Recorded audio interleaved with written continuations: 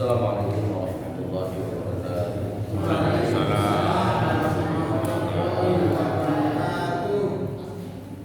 Innal hamdalillah nahmaduhu wa nasta'inuhu wa nastaghfiruh wa na'udzu billahi min shururi anfusina wa sayyiati a'malina.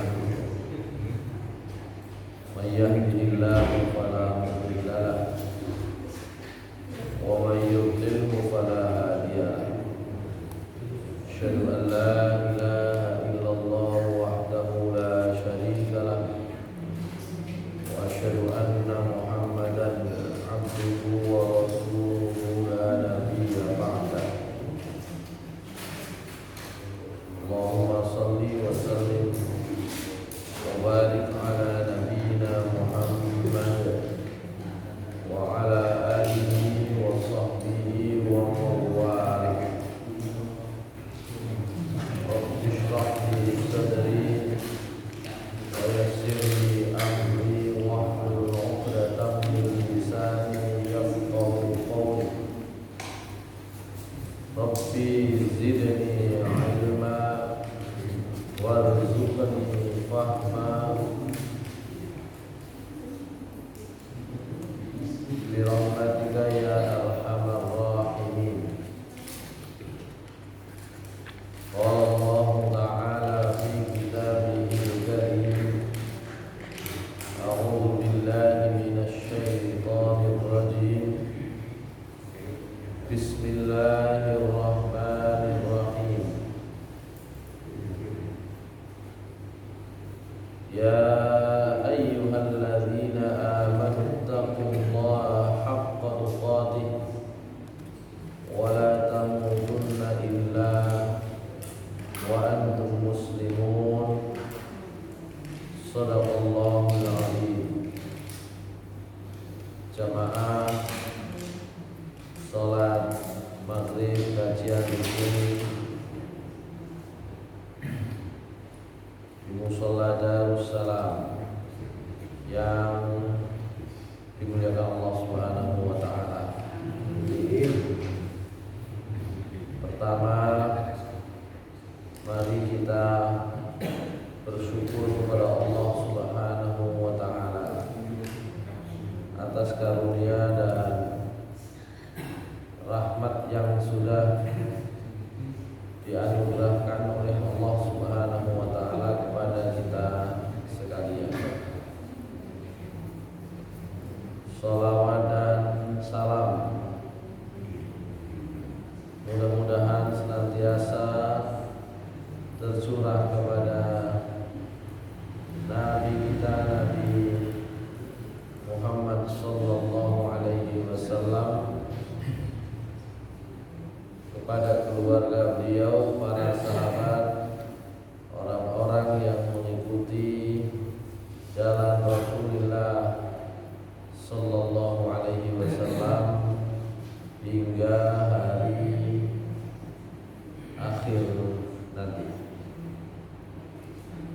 Hadirin sekalian yang dimuliakan Allah Subhanahu wa taala, kita terakhir membahas tentang ayat yang kedua dan ketiga dari surah Al-Baqarah.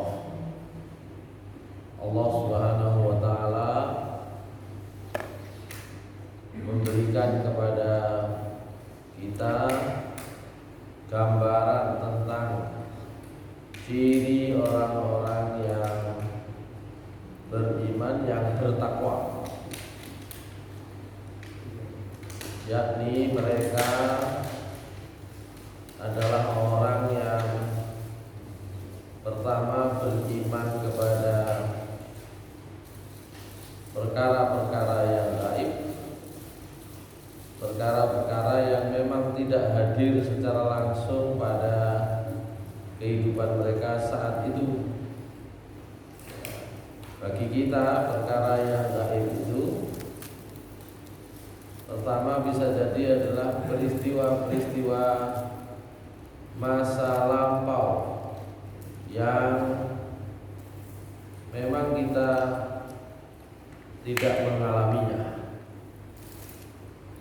Berita-berita terdahulu yang diberikan oleh Allah Subhanahu wa taala tentang Nabi Adam atau bahkan tentang kisah penciptaan Nabi Adam, bahkan termasuk perkara-perkara yang tidak terlalu lama ke belakang, yang baru-baru sekalipun, kalau itu bukan bagian dari peristiwa yang kita hadiri secara langsung, itu disebut juga dengan perkara yang lain.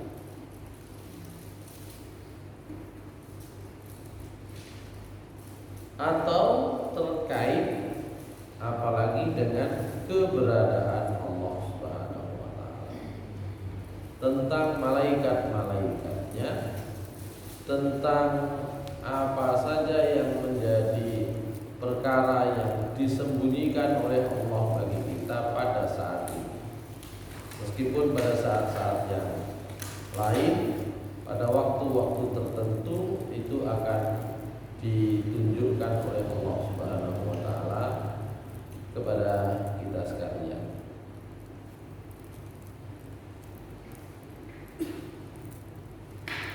Kemudian Allah Subhanahu wa taala memberikan ciri tentang orang yang bertakwa itu, yang kedua adalah wa yuqimunas shalah, orang-orang yang menegakkan shalat. Orang-orang yang tidak hanya meletakkan iman itu, tidak hanya meletakkan keyakinan kepada Allah itu di dalam hati saja, tapi juga di dalam praktik kehidupan sehari-hari. Ini kemarin saya bahas tentang bagaimana ada kelompok di dalam Islam yang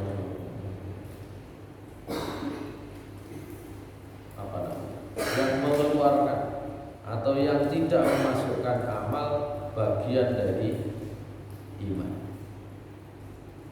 Pokoknya wong niku wis tahu yakin kepada Allah Subhanahu wa taala, meskipun ya amal kehidupan sehari-hari itu bertentangan dengan aturan Allah, ia tetap disebut iman. Mungkin kalau panjenengan, saya, Bapak Ibu sekalian, tidak begitu memperhatikan bahwa saat ini pun banyak yang berpendapat demikian. Tak usah terlalu jauh yang sekarang. Ya. Kenapa kemudian di lingkungan-lingkungan terdekat kita bahkan ada orang-orang yang jelas-jelas sholat aja boten. Ya, apalagi ibadah-ibadah lain yang frekuensinya tidak terlalu sering. Yang sholat yang itu menjadi kewajiban utama saja ditinggal. Tapi mantu niku nek wis seto, kalau sudah meninggal, mantu niku mudine muni. Ya, hadirin bapak-bapak, ibu-ibu, ya, para pentakziah, kula nyuwun kesaksiannya dengan yang niki tiyang sae. Nggih. Padahal nek pun sementara ora salat ae mboten. Misale. Atau sikap pribadi. Sikap pribadi kita.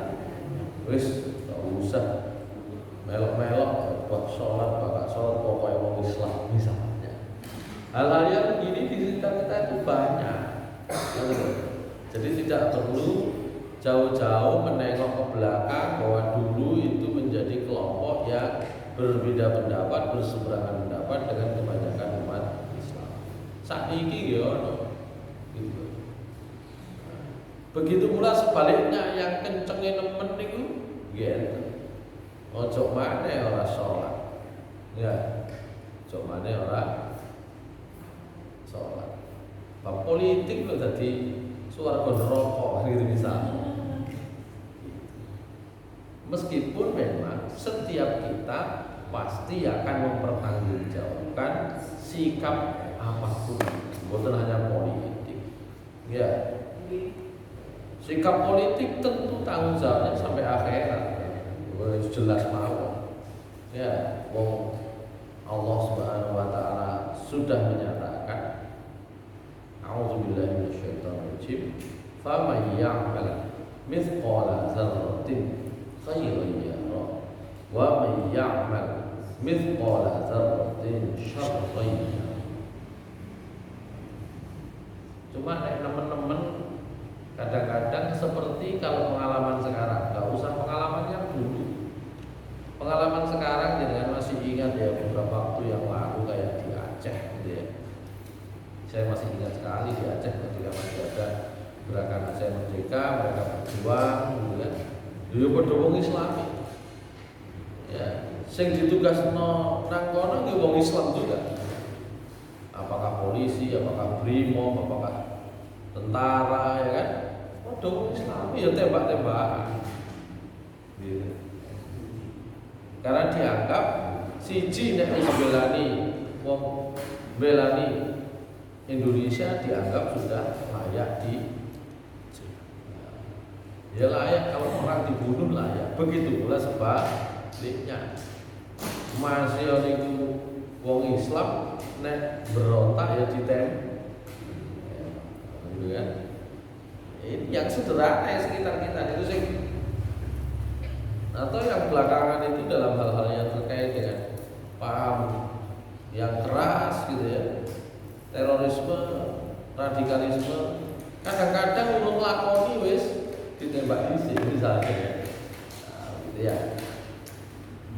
Terus ya apa hukumnya ngoten niku, nah di situ dianggap ya sama saja. Begitu pula sebaliknya, yang melakukan tindakan seperti itu meneng-meneng orang masjid. Saya masih ingat dulu ya, tahun berapa itu ya, masjid di Polres daerah Mriko, Kilangan Cirebon, Kilangan Indramayu gitu ya. Nah itu tadi pandangannya sudah hitam putih ya. Oleh Allah Subhanahu wa taala menegakkan sholat itu menjadi kriteria ya keimanan atau ketakwaan seseorang. Di dalam diskusi tentang apakah meninggalkan sholat itu sudah kafir, ya para ulama sejak dulu itu sudah berbeda pendapat. Ya. Sebagian ulama jelas pendapatnya seperti apa yang disampaikan oleh Nabi SAW dalam beberapa riwayat yang juga sering kita dengar, ya, bahwa orang yang meninggalkan sholat dihukumi sama dengan sudah kafir. Dan riwayat seperti itu banyak yang yang sampai kepada kita. Ya. Meskipun sebaliknya ada juga riwayat-riwayat ya, yang kemudian dipakai oleh mereka yang berpendapat sebaliknya bahwa cukup dengan pernyataan la ilaha illallah. Saat ini misalnya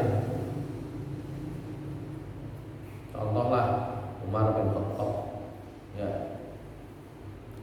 Contoh Umar bin Khattab sudah sejak lama bicara menentang ajaran Nabi Muhammad SAW, bahkan akan membunuh. Tapi dengan la ilaha illallah, menyatakan masuk Islam dengan ucapan la ilaha illallah, ya, mau mati saat itu ya mau mati. Iman mau bodoh. Maka iman. La ilaha illallah yang gerai iman. Aplah kenapa ngenteni sholat? Itu dijadikan pendapat di dalam mazhab Syafi'i. Makanya kan dengan kalau memperhatikan mereka yang mengikuti mazhab Syafi'i masih wong niku kira-kira ninggal sholat akeh pun ya wis gak apa-apa, wis tetep Islam.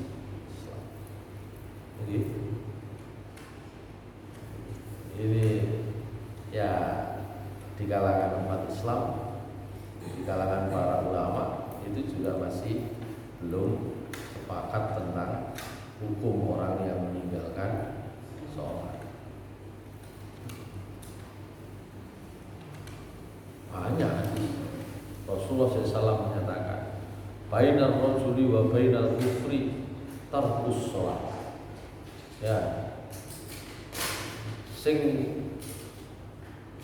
membedakan atau yang menegaskan orang dengan garis kekafiran adalah meninggalkan sholat.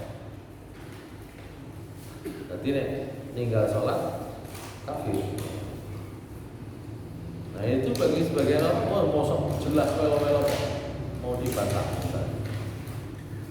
Atau Rasulullah SAW menyatakan al-ahdu bainana wa bainahum as-sholat. Faman tarakaha faqad kafar. Ya, ikatan janji antara kita dengan mereka orang-orang kafir itu adalah sholat. Sapa sing ninggalno ya kafir. Lho niku hadis-hadisnya tegas. Ya, banyak hadisnya. Tapi itu tadi bagi mereka yang berpendapat agak hati-hati memasukkan kategori apa jenenge kafir bagi yang meninggalkan sholat, jadi niku kata mazhab Syafi'i ya farrajulu mustadimun li hadzal qaul ay la ilaha illallah Muhammadur Rasulullah. Pokoke wong niku nek pun muni la ilaha illallah Muhammadur Rasulullah ya wis terus berada dalam keadaan itu enten debat antara Imam Syafi'i kalian muridnya namanya Imam Ahmad bin Hanbal dalam hal itu. Ya, Imam Syafi'i mengatakan bertanya, ya Ahmad, ataqulu innahu yakfur. Wong sing ninggal salat itu menurut sampean apa wis kufur? Qala Imam Ahmad menjawab, muridnya Imam Ahmad. Dia bilang, nggih, na'am. Qala idza kana kafiran fa bima yuslim. Nek wong ninggal salat itu sudah disebut kafir, terus Islame wong iku dengan cara apa? Yaqulu Imam Ahmad berkata, la ilaha illallah Muhammadur Rasulullah. Imam Syafi'i berkilah lagi menjawab, farrajulu mustadimun li hadzal qawli lam yadru. Lu nek bab la ilaha illallah Muhammadur Rasulullah wong iku gak tau ninggalno ya wis pancen ngono ki biyen wis diakoni cuma gak salat gitu. Qala yuslimu bi ayyusalliya. Lho nek ngoten berarti islame nggih kudu salat niku. Qala salatul kafir la tasih. Lah nek islame wong iku kan wong niku dianggap kafir. Ya. Islame nggih apa? La ilaha illallah Muhammadur Rasulullah. Wong niku gak tau ninggal. Ya, gak tau ninggal la ilaha illallah Muhammadur Rasulullah. Oh, nek ngoten Islami maneh nggih kudu salat. Lho lan nek wong kafir terus kudu Islami kudu salat, maka umpama wong iku salat, wong iku kan kafir, salatnya wong kafir, salatul kafir lantas yo gak sah. Wong guru dianggap Islam. Bulat. Nah, gitu kan. Disitulah kemudian kemudian kenapa terkenal mazhab Syafi'i itu bab wong Islam ninggal sholat niku gak pate tidak ya wis papan doang gitu ya. Engko kena engko begitu. Dan itu gak selesai debatnya Imam Syafi'i. Tapi Imam Ahmad meskipun kalah debat atau tidak bisa menjawab Imam Syafi'i seperti itu, tetap beliau berpendapat sesuai dengan pernyataan Nabi, wong nek ninggal sholat kafir. Ini gua ngomong napa kalau mau diperdebatkan sudah ada selesainya di situ. Cuma gampangane ngene lha iya sampeyan niku mlebu swarga burung mesti kok sholat time mlebu swarga burung mesti kok tambah ditinggal piye tambah gak mesti dengan itu. Karena ada Al-Qur'an fawailul musallin gitu ya. Wong sembahyang ae sing iso belai masih bisa selaka. Ini tentang yuqimun shalah ya. Jadi dalam hal itu memunculkan banyak. Meskipun Imam Syafi'i meskipun roto enggak niku muni orang yang secara sengaja meninggalkan sholat niku kudu dikei hukuman. Tapi kate ngarani kafir gak tahu wani. Ya gitu Imam Syafi'i. Gak berani. Cuma kalau ada orang yang sudah sengaja ya itu sengaja meninggalkan sholat, Imam Syafi'i memberikan fatwa harus dihukum. Ya. Jadi Abu Hanifah, Imam Malik, Imam Syafi'i itu termasuk yang berpendapat orang yang meninggalkan sholat belum bisa disebut kafir. Ya disebutlah fasik. Fasik itu wong akeh dosa. Terus wayus tata niku kudu dijaluk tobat. Fa ilamnya tuh nek gak gelem tobat kutilah haddan oleh dihukum bunuh, dihukum mati ya dengan hukuman had. Menurut Imam Malik dan menurut Imam Syafi'i. Nah Imam Abu Hanifah lebih longgar. Hukumannya ojo sampai dihukum had mati, dihukum takzir mawon, dihukum fisik mawon. Nah, itu Imam Abu Hanifah. Imam Ahmad sejak kaitan wis kafir. Itu tentang yuqimun shalah. Wonten tok niku pun babe pembahasannya sudah banyak. Kemudian yang terakhir wa mimma sanahum itu yang kemarin kita bahas. Termasuk keras dalam hal ini adalah pendapatnya sinten kemarin Abu Bakar As-Siddiq. Abu Bakar As-Siddiq itu gara-gara ini ya akal. Ya, orang kok tidak mau bayar zakat, podo wae misah ayat antara zakat dengan sholat. Padahal di dalam Al-Quran zakat dan sholat itu selalu ada. Ya, hampir selalu disebut bersama. Baik, itu terkait dengan makna dari ayat ketiga. Sekarang Allah Subhanahu wa taala di ayat yang ke-4 menyatakan A'udzu billahi minasy syaithanir rajim. Walladzina yu'minuna bima unzila ilaika wa ma unzila min qablik wa bil akhirati hum yuqinun. Ulaika ala hudan min rabbihim wa ulaika humul muflihun.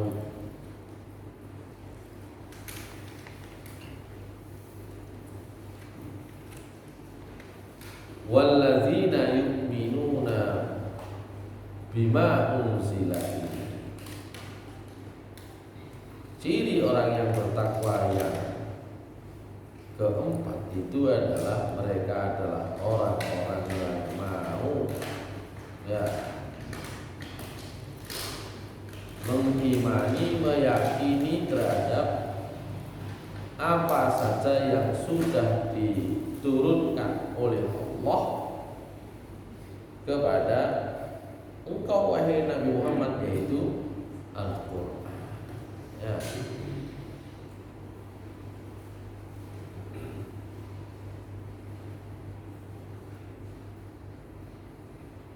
Apa saja yang ada di dalam Al-Quran itu ya termasuk diantaranya ya perintah-perintah tentang ibadah-ibadah yang sudah disebutkan sebelumnya. Karena itu di dalam Al-Quran Allah di dalam surat An-Nisa ayat 136 memberi perintah langsung. An-Nisa 136 sama.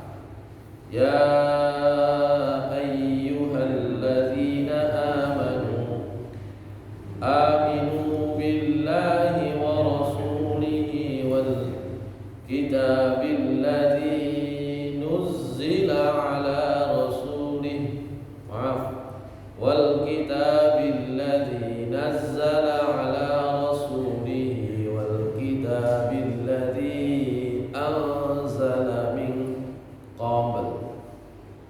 Surat An-Nisa 136. Wahai orang-orang yang beriman,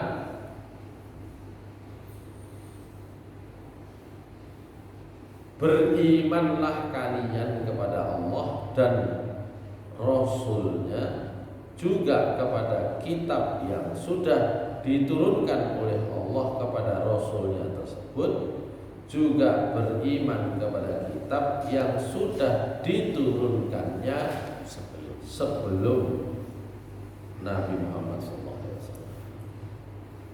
Nah itu kembali ke makna iman sebelumnya. Iman maknanya sebelumnya adalah membenarkan, ya, percaya. Maka yang pertama, kalau di dalam ayat yang ketiga membenarkan keberadaan Allah Subhanahu wa taala, malaikat-malaikat dan jin itu di dalam hati, itu adalah termasuk iman billahi. Tapi prakteknya itu ada dalam bentuk yuqimunas shalah wa mimma razaqnahum yunfiqun. Nah, terkait dengan beriman kepada kitab-kitab Allah, baik yang dulu maupun yang sekarang, baik yang sekarang diturunkan kepada Nabi Muhammad atau kepada yang dulu, maka semua kitab-kitab yang sudah diturunkan oleh Allah dipercayai kebenaran. Cuma sing dijalankan tentu saja yang akhir. Soalnya dia menjalankan yang dulu itu mboten enten dalane. Enggak ada caranya gimana. Wong kitab yang dulu itu sudah tidak ada. Masalahnya kenapa ini menjadi penting dibahas, karena sebagian orang termasuk yang ngaku-ngaku jadi nabi, masih ingat ya tahun 2000-an itu ada namanya Ahmad Musotik, yaitu karena mempraktekkan menurut dia iman kepada Taurat, Injil, Al-Quran itu kuwape digabung. Pertanyaannya, sing disebut Taurat itu bener lah itu Taurat. Nah, itu masalahnya. Yang disebut Injil itu apakah memang itu Injil? Oh, jenenge apa? Injil Barnabas. Misalnya ini sing ditolak pun bahkan itu bukan Injil yang sesungguhnya. Napa maneh Injil Matius, Markus. Itu bukan firman Allah Subhanahu wa taala. Niku ya tulisannya wong niku beda kali Al-Qur'an itu surat Yunus ditulis bukan ditulis oleh Nabi Yunus. Al-Quran surat Muhammad bukan ditulis oleh Nabi Muhammad. Begitu pula nama-nama Nabi yang lain itu bukan karena yang menulisnya nama-nama tersebut. Itu beda nanti dengan Injil. Injil itu sudah tidak ada. Gitu loh. Hadirin sekalian yang dimuliakan Allah Subhanahu wa taala, karena itu beriman kepada apa yang diturunkan oleh Allah kepada Nabi Muhammad SAW itu maksudnya beriman kepada Al-Quran. Ya. Sementara kepada apa yang diturunkan kepada nabi-nabi sebelum Nabi Muhammad SAW itu berarti mempercayai bahwa nabi-nabi terdahulu itu memang adalah nabi dan rasul yang mendapatkan wahyu dalam bentuk kitab.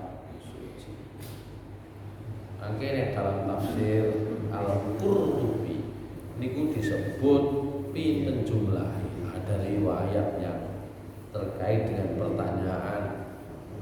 Ya, ditanya Nabi Muhammad SAW niku pinten napa jenenge jumlahe kitab yang sudah diturunkan oleh Allah Subhanahu wa taala kepada Nabi Muhammad, kepada nabi-nabi dan rasul-rasul yang sudah pernah diutus. Ya. Maka ada beberapa nama ya kitab suci atau wahyu yang disebut dalam riwayat tersebut selain Al-Quran, selain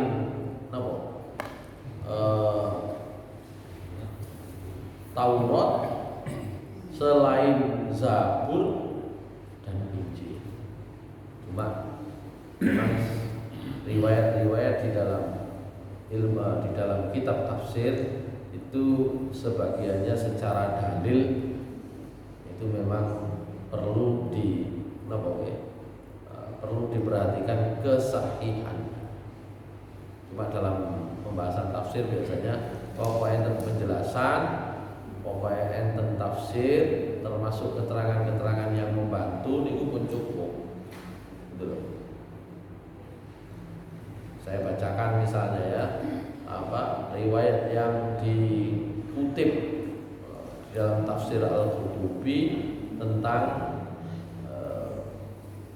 berapa kitab yang sudah diturunkan oleh Allah Subhanahu wa taala. Coba kita lihat ya di sini ya. Dalam tafsir Al-Qurtubi. Ini adanya di dalam tafsir Al-Qurtubi. Kalau di dalam tafsir Ibnu Katsir, beliau biasanya mengutip dari Imam Al-Qurtubi, rupanya tidak dikutip ya terkait tafsir surat Al-Baqarah ayat 4 itu. Nah, coba tak carikan ininya ya, tafsir yang kutip mana ini?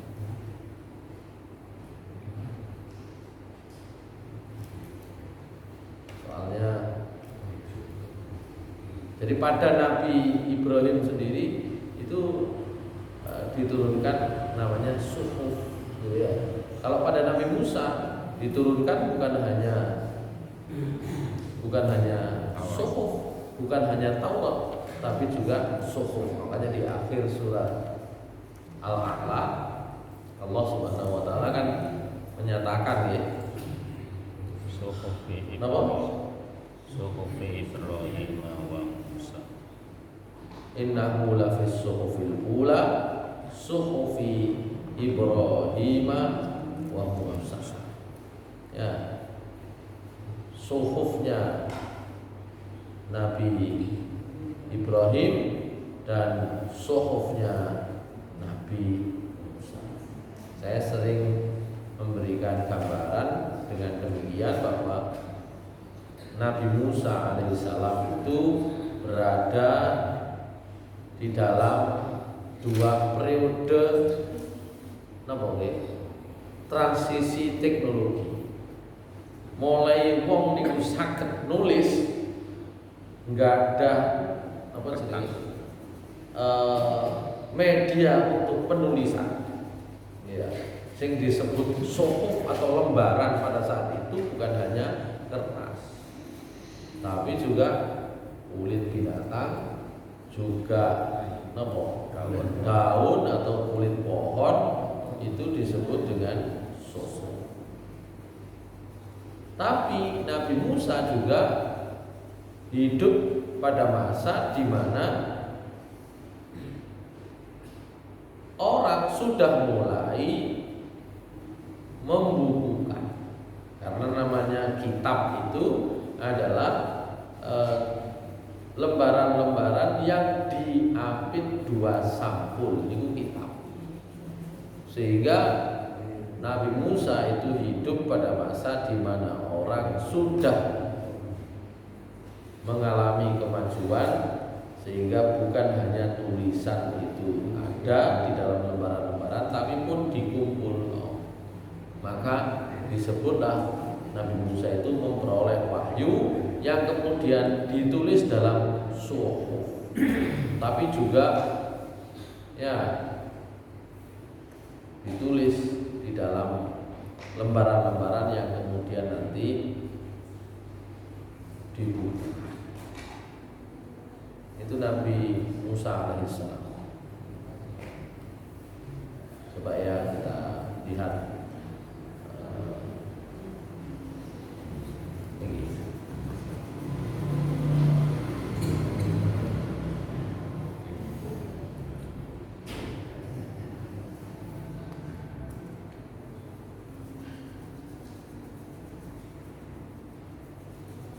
Itu tentang apa namanya? Wa ma unzila min qabli, ya, dan apa saja yang diturunkan oleh Allah, ya, kepada orang-orang sebelum kalian, wahai Nabi Muhammad SAW.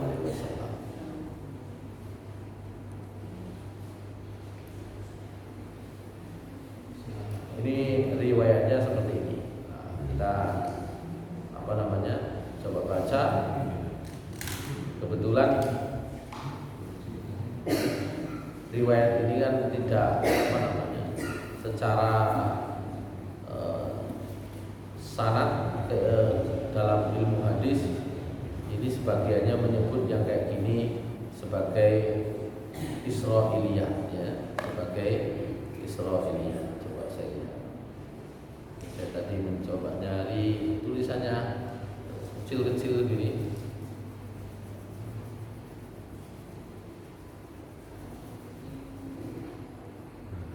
Amin warahmatullahi wabarakatuh.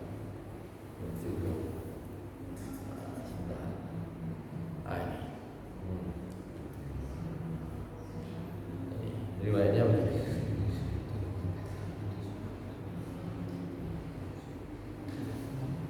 Abu Dzar Al-Ghifari pernah menceritakan, aku pernah bertanya kepada Rasulullah SAW, ya Rasulullah, ya, berapa kitab yang sudah diturunkan oleh Allah Subhanahu wa Ta'ala? Beliau menjawab 104 buah kitab. 104. Yang 4 sudah jelas. Ya, itu mulai Taurat, Zabur, Injil dan Al-Quran. Tapi yang 100 itu penjelasannya bagaimana? Kata Rasulullah SAW, Allah menurunkan kepada Nabi Syith. Nabi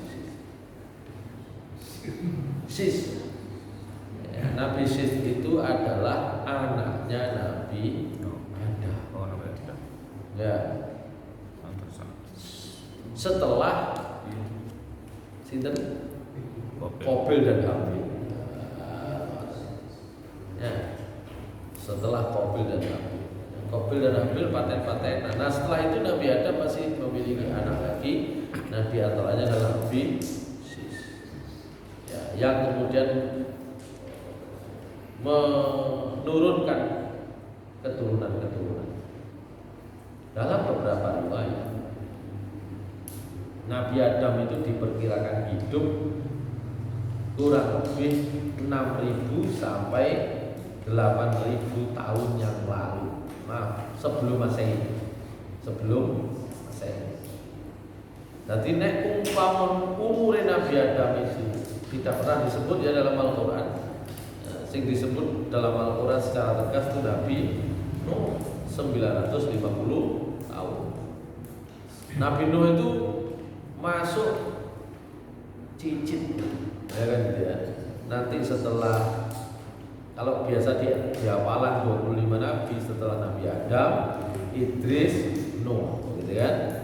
Tapi sebelum Nabi Idris ada Nabi Syis, gitu ya. Nabi niku nek umure 1000, betul nggih? Itu kurang lebih kehidupan Nabi Syis itu ya ada di angka 5.000 sampai 6.000 tahun sebelum Masehi. Nah, kalau kita kaitkan dengan pencarian arkeologi, manusia itu mulai bisa menulis dengan napa iki jenenge, gawe gambar teng watu, teng gua dan sebagainya. Itu kira-kira ya 5.000-an tahun yang lalu sebelum Masehi. Nanti kita cocokkan. Sehingga ketika ini untuk ini ya, mencoba menemukan benang merah antara keterangan-keterangan di dalam agama dengan bukti-bukti di dalam ilmu manusia yang bisa diuji. Jadi nek cerita Nabi Adam itu mboten saged digoleki cerita niku bukti ini, napa bukti ini? Ya, Nabi Adam menerima wahyu berupa nopo bukti ini kan gitu ya. Tapi kalau Nabi Syis meskipun secara bukti itu sulit untuk ditemukan, tapi kalau secara kronologi masih mungkin pada masa itu sudah ada orang yang bisa mengabadikan ya pikiran-pikiran apapun yang diterima di dalam bentuk tulisan. Jadi dalam riwayat ini Rasulullah SAW ketika ditanya oleh Abu Dzar berapa jumlah kitab diturunkan Allah, 104. 50 diantaranya diturunkan kepada Nabi Syis itu dalam bentuk sahifah.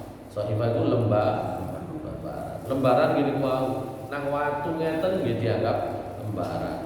Nang kulit binatang ya disebut lembaran, nang kulit pohon ya disebut lembaran. Kemudian 30 sahifah diturunkan kepada namanya Nabi Nuh. Nabi Nuh itu oleh beberapa ulama disebut sebagai nama lain dari Nabi Idris alaihissalam.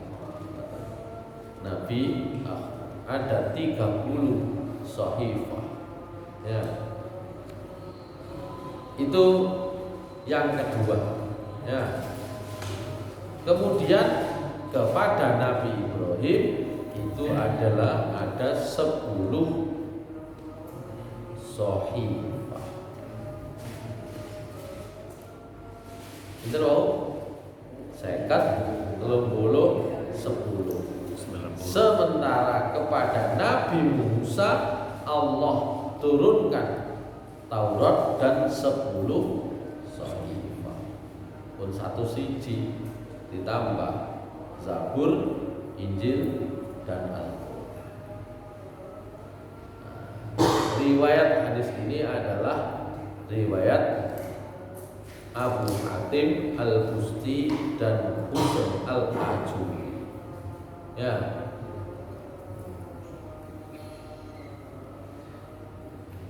Oleh karena itu, dengan banyaknya kitab-kitab Allah dan Allah memerintahkan, memberi ciri orang beriman itu adalah mereka yang mengimani kitab yang diturunkan kepada Nabi Muhammad dan kepada nabi-nabi sebelum Nabi Muhammad.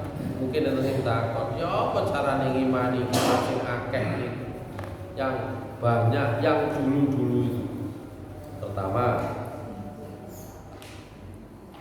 ini iman kepada kitab-kitab yang banyak sebelum Nabi Muhammad itu artinya kata Imam Al-Qurtubi cukup dengan percaya niku dugi Gusti Allah.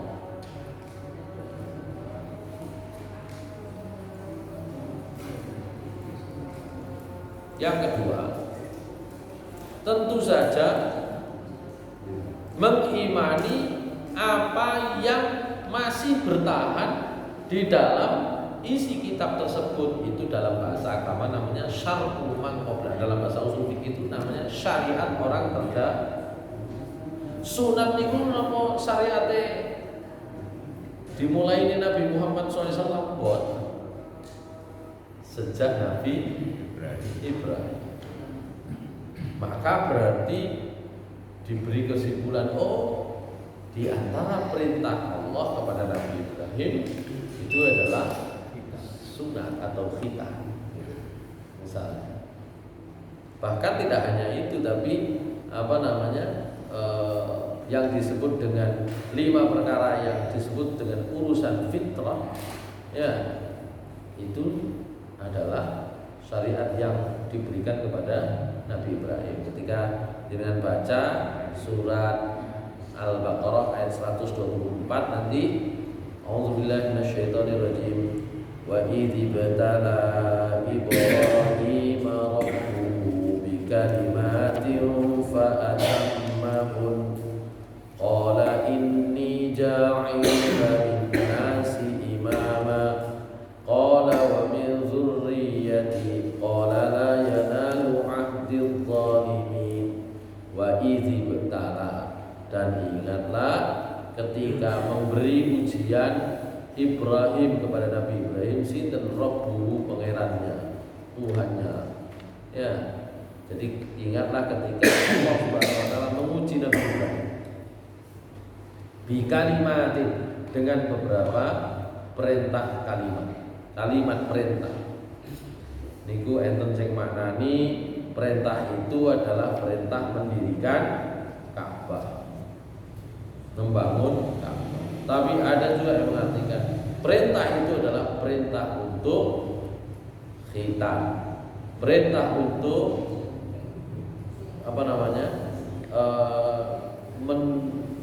memotong kuku, perintah untuk mencabut bulu ketiak, perintah untuk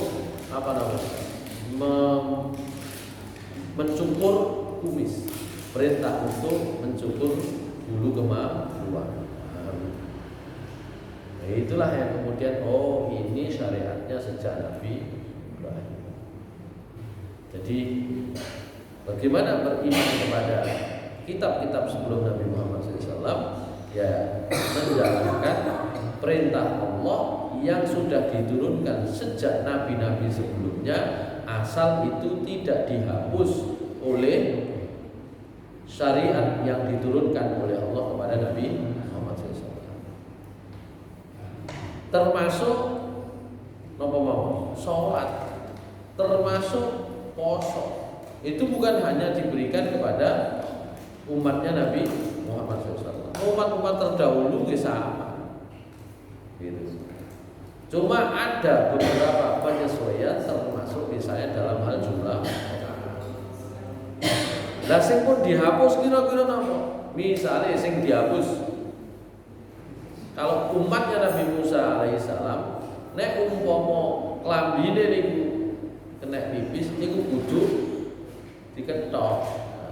Umat Nabi Muhammad sih enak. Ya, banyu kali lemah niku dijadikan sebagai alat untuk bersuci.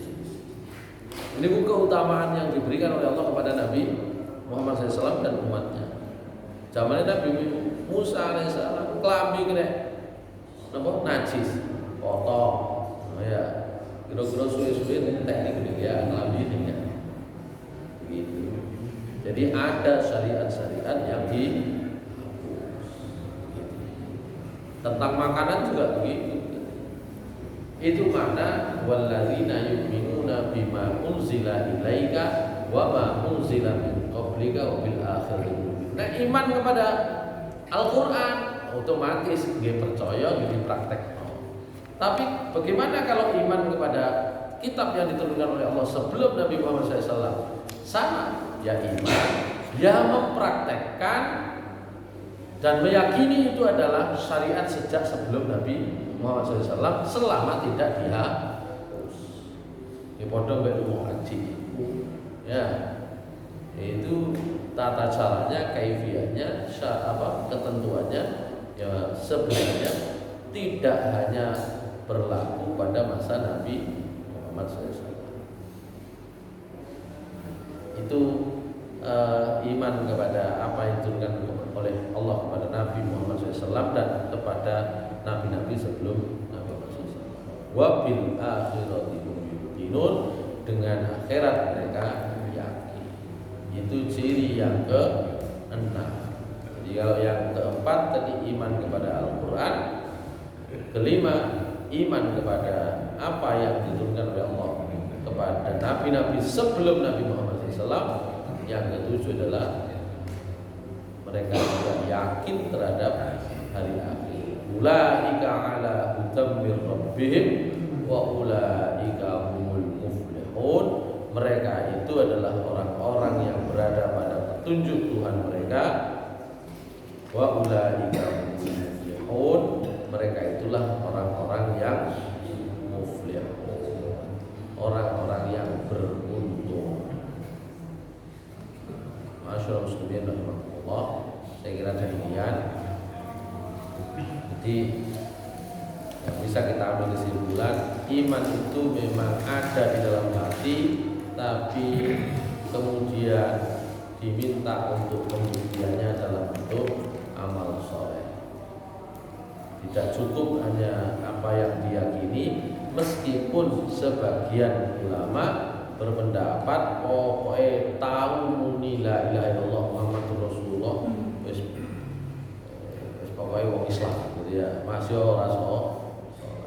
Tapi kalau kita mengambil pendapat yang lebih hati-hati, tentu saja harus mengerjakan atau melaksanakan sholat itu sebagai bukti keimanan. Ya, urusan ini kok coba-coba kan gitu ya. Saya kira demikian. Mudah-mudahan bermanfaat. Aku qouli hadza wa astagfirullah.